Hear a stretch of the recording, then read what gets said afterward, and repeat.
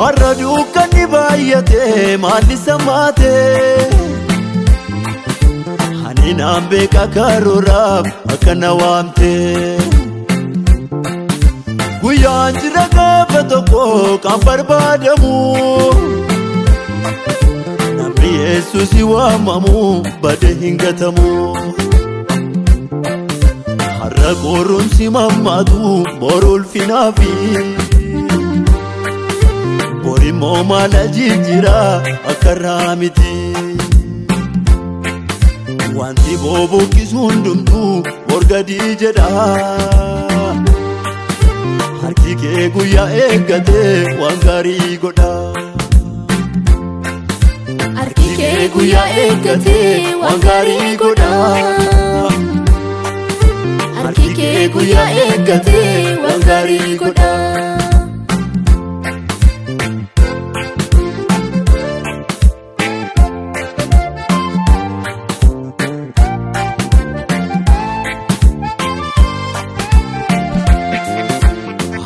Mariuudhaaf kaatu hinduukanofti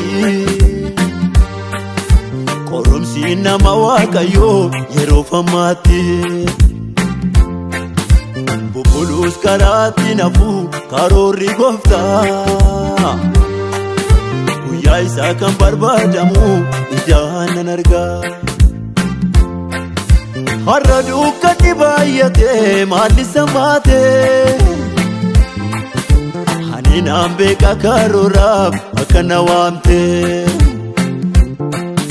guyyaan jira gaafa tokko kan barbaadamu namni Yesuusi waamamu bade hin gatamu har'a qorumsi mammaatu borul finaafi borimo mala jijjira akarraa miti wanti bobuukisu hundumtu borgadii jedha harki kee guyyaa eeggate waan gaarii godha harki kee guyyaa eeggate waan gaarii godha harki kee guyyaa eeggate waan gaarii godha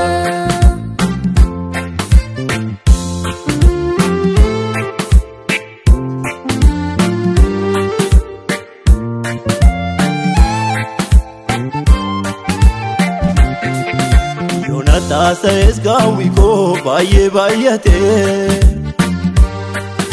hindufuuni gatii kakuuti sabboon koo baate fagoodhaa waamamaa kakoo ni guyyaa isaati waa'ee borii fi yaadda'u dhimma koo miti har'a dukkanni baay'ate maalli samaate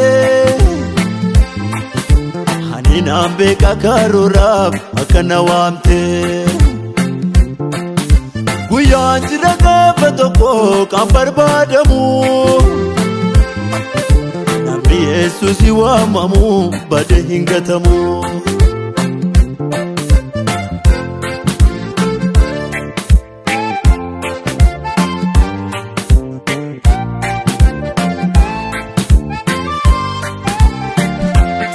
Nagaye gurra tabawayi gooftaan nufa guyyaa isaatti